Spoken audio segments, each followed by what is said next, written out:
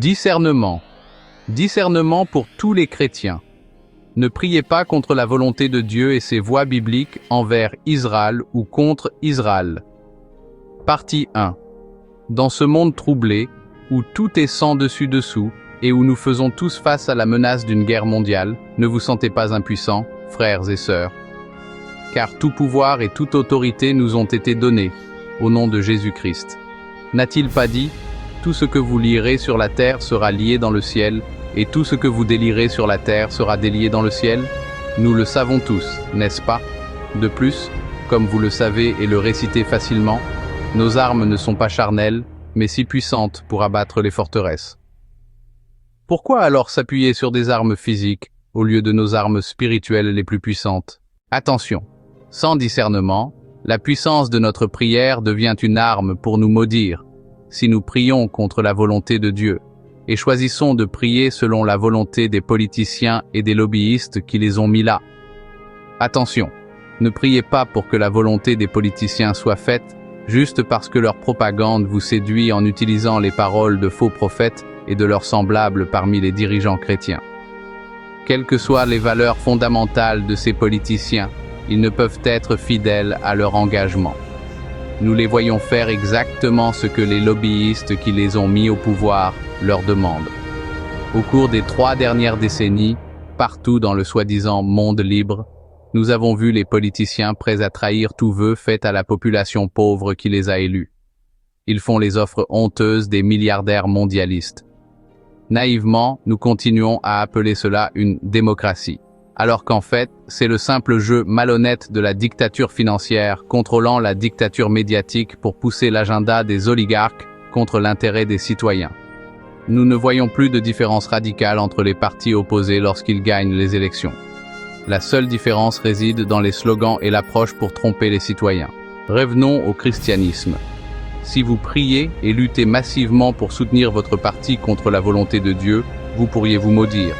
Non pas parce que Dieu vous punira délibérément, mais parce que nous avons un accusateur vicieux, tellement obsédé par l'idée de se moquer de Dieu et de son peuple.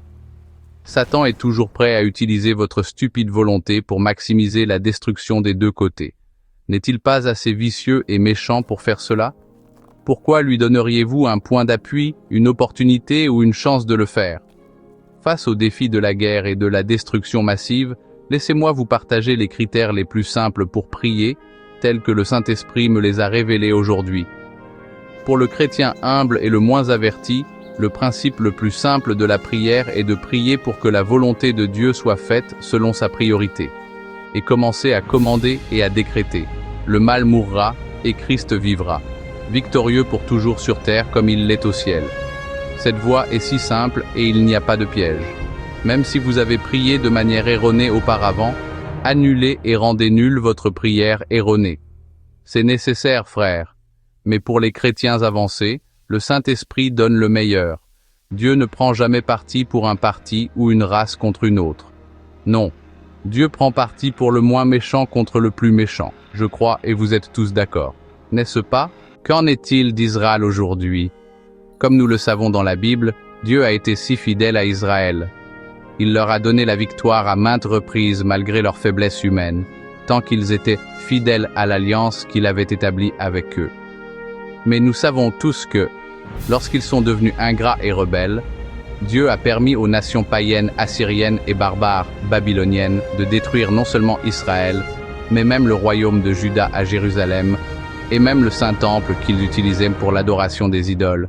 C'est la voie souveraine de Dieu pour éduquer son peuple. Comme vous le savez, le Père qui aime beaucoup doit aussi punir en conséquence, juste pour corriger et garder les principes de base dans leur mémoire.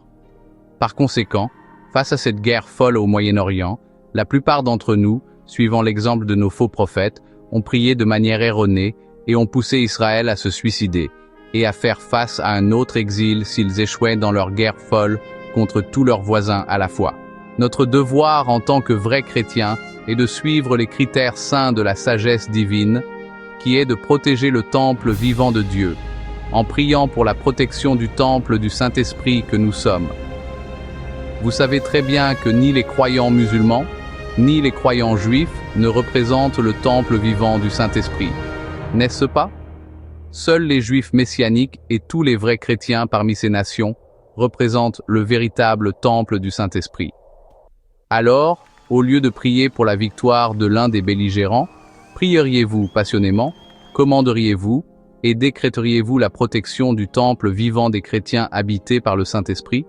Dieu n'est-il pas intéressé à protéger son temple pour lequel le Christ a versé son sang en tant que sacrifice vivant? Y a-t-il un temple saint sur terre plus élevé que le temple vivant du Saint-Esprit en nous?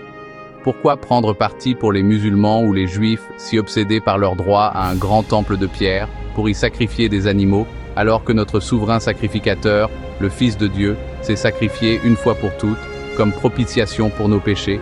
En tant que chrétiens, notre principale préoccupation est de sauver les chrétiens des ravages de cette guerre. Notre deuxième préoccupation est de maintenir la paix à tout prix, car c'est la seule condition propice à la dernière récolte. Comprenez-vous cela? On trouve facilement sur Google les statistiques des populations chrétiennes, en Israël, au Liban, en Égypte et en Iran aujourd'hui.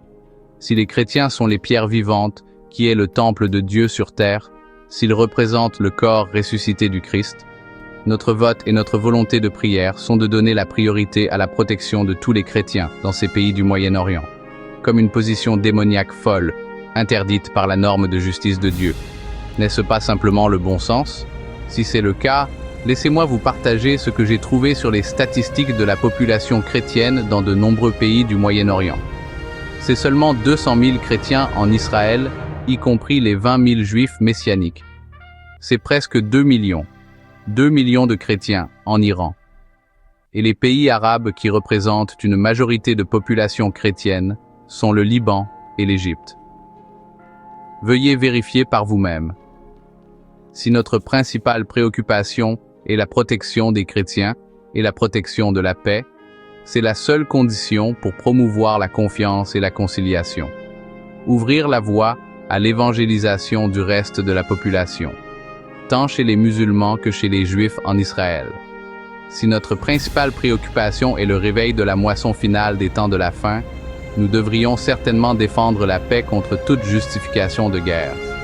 Pouvez-vous vous calmer et condamner tous les efforts de guerre de toutes parts, que ce soit du côté juif ou du côté musulman? Pourquoi ne pas vous repentir maintenant et arrêter le carnage et la haine mutuelle?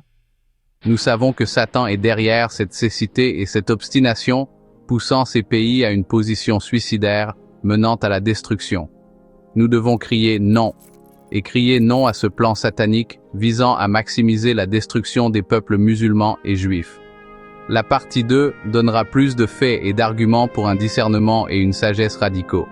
Votre gardien, Crystal Ray Mustafa.